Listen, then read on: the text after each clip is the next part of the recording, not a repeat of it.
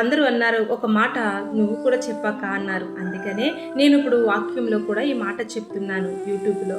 ఎందుకంటే 19వ అధ్యాయము 26వ వచనంలో ఒక మాట ఉంది. అదేమిటో తెలుసా? చూద్దాము. యేసు తన తల్లియు తాను ప్రేమించిన శిష్యులను దగ్గర నిలిచి అతనితో చెప్పెను. ఏమనంటే ఆ శిష్యుని చూచి, ఇదిగో నీ తల్లి. తల్లి అనే మాట బాధ్యతగా అప్పగిస్తున్నారు కదా. ఎందుకు అంత బాధ్యతగా అప్పగించాలి? ఆయనే మంచి వేదనలో, రోదనలో, కన్నీటిలో భారం భరించలేక ఉన్నా తల్లి విషయంలో ఎందుకు? ఇంకా పిల్లలు లేరా? యోసేపు గారికి, మరియమ్మ గారికి కూడా పిల్లలు ఉన్నారు కదా.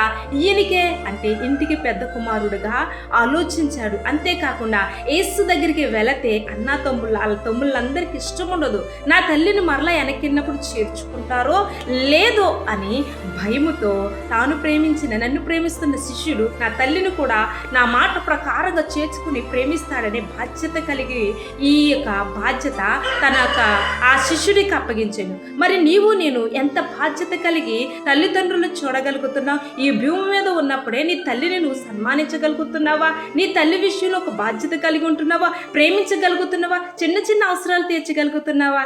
ఈ బాధ్యత ఎలా చేయగలుగుతున్నా? సరే, ఇలాంటి బాధ్యతలు ఇంటికాడ మానేస్తే ప్రభు సన్నిధిలో ఒక బాధ్యత ఉంది. మందిరంలోకి వెళ్ళాలని, కొన్ని పరిచర్యలు చేయాలని, పరిచర్య చేయాలని ఈ బాధ్యత ఉందా? త్వరగా మందిరానికి వెళ్ళి అనేక మందికి దేవుని సువార్త చాటాలని, సాక్షిగా ఉండాలని, దేవుడు పనిలో ఉండాలని కొంతమందికి కొన్ని మాటలు ఇస్తే వారు ఏమంటున్నారో తెలుసా? ఈ వాక్యము చెప్పండి అంటే బలహీనులం అయిపోతాం, నిద్రంతా మానుకోవాలి, ఈ నీరసంలో మరలా ఈ ఒత్తిడిలో, కుటుంబం ఒత్తిడిలోనే మేమున్నాము, ఇందులో మేము ఇంకేం చెప్పగలుగుతాం, మీరే చెప్పండి అమ్మా అంటున్నారు.